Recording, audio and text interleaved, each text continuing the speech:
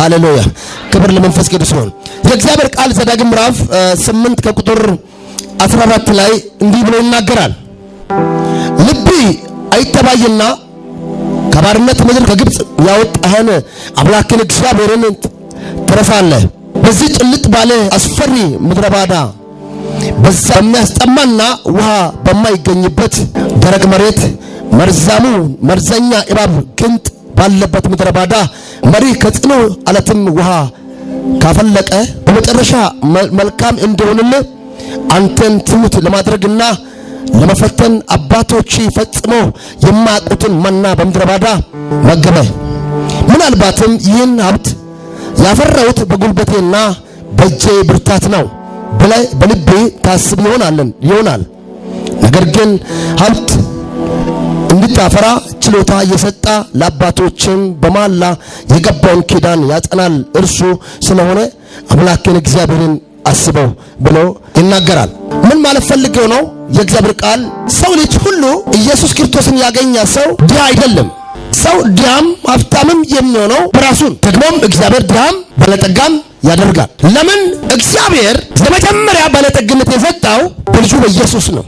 በጌታችን በኢየሱስ ክርስቶስ አምነን የዳን ሰዎች ታላቅ ብልጽግና ወይም ታላቅ ሀብት፣ ታላቅ ክብር፣ ታላቅ በረከት የመጀመሪያ አንደኛ በረከት አግኝተናል። እግዚአብሔር አምላክ በምድራዊ በረከት 100 እጥፍ 60 30 እንዲባርከን የመጀመሪያ የእግዚአብሔርን ትእዛዝ መስማት፣ በእግዚአብሔር ሐሳብ መመራት፣ ጊዜያችን ሰዓታችን ለእግዚአብሔር ማድረግ፣ አልፎም መታዘዝ፣ እሱ የሚገባውን ስራ መስራት። ያኔ እግዚአብሔር በእኛ የተናገረውን በእኛ የገባውን ቃል ይፈጽማል። ብዙ ሰዎች ሀብት በራሳቸው ጉልበትና በራሳቸው ጥበብ ዕውቀት ያገኙ ይመስላል። ከዛስ በትዕቢት ልባቸው ሲሞላ ከእግዚአብሔር አምላክ ፊት መሰወር ይጀምራል። አዳምና ሔዋን በእግዚአብሔር ፊት እንዳይቆሙ ያደረገው የሰሩት ነገር ነው። ከዛ ምን አደረጉ? በኤደን ገነት ውስጥ ተሰወሩላል። ከእግዚአብሔር ተሰውሮ መኖር የሚችል የተኛው ፍጥረት የለም። ሰማይ ምድር የሱ ነው። ሁሉ ነገር ለሱ በርሱ ተፈጥሯል። ስለዚህ ምን ያደርጋሉ?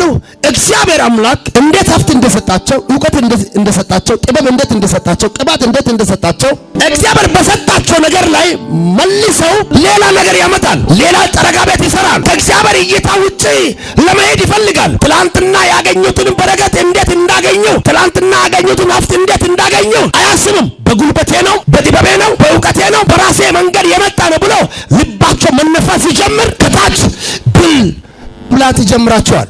ያኔ የማቁት በሽታ፣ የማቁት ሁከት፣ የማቁት ውርጅብኝ በላቸው ለማምጣት ሲጀምር እንደገና ወደ እግዚአብሔር ዞር ለማለት ይፈልጋሉ። የአገልግሎት ርዕስ ዋጋ ሳትከፍል ተመለስ ነው። እግዚአብሔር ነው በምድረ ባዳ ላይ 40 ዓመትና 40 ሌሊት 40 ዓመታት ሙሉ በቁጥር ተደምሮ የማይታወቁ ሌሊቶችን ቀናቶችን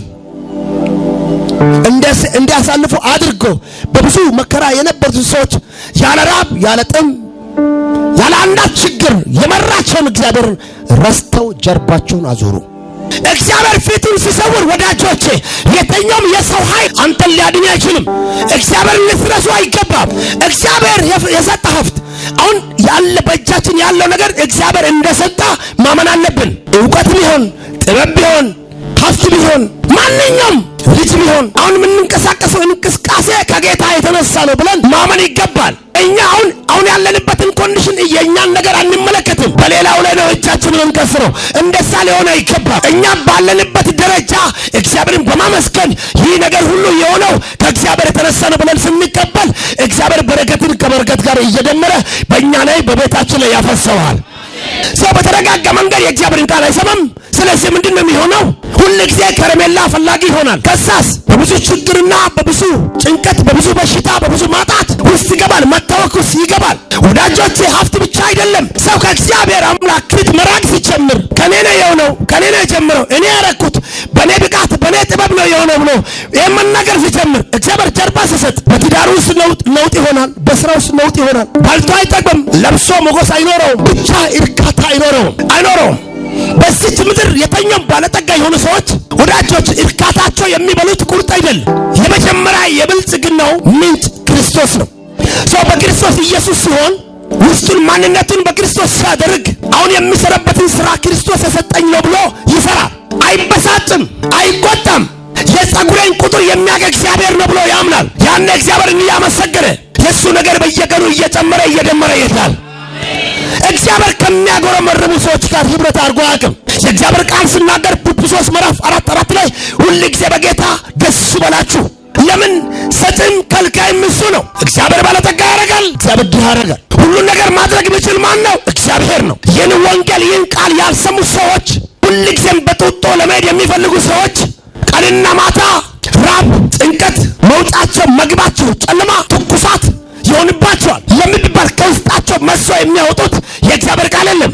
መከራ ሲመጣ ሂድ፣ ይህንን እኔ አልተቀበልኩም። በቀራንዮ ላይ የከፈለው ኢየሱስ ደሙን ያፈሰሰው ለዚህ ነው ሂድ ማለት አይችልም። ገና የሆነ ነገር ሲመጣ መርበትበት ይጀምራል። ለምን? በውስጡ ቃል የለም። ለሰው ልጅ የመጀመሪያ የሚያስፈልገው ቃል ነው። ቃል ማን ነው? ኢየሱስ ነው። ኢየሱስ ያለበሰው የተኛውም ነገር አይደለሁም። አንድ ሰው አሜን በል በኢየሱስ ስም። እና በኔ ጉልበት ነው በኔ ብቃት ነው የምንልበት አይደለም። የደረስንበትን እየደረስነው በሱ ነው። ያየነውን የምናየውም ወደፊትም የምናየውም አሁንም እያየን ያለነው በሱ ነው። ከኔም ካንተም ካንተ የሆነ አንዳች ነገር የለም። ባለህበት ደረጃ እግዚአብሔር ልታመሰግን ይገባል።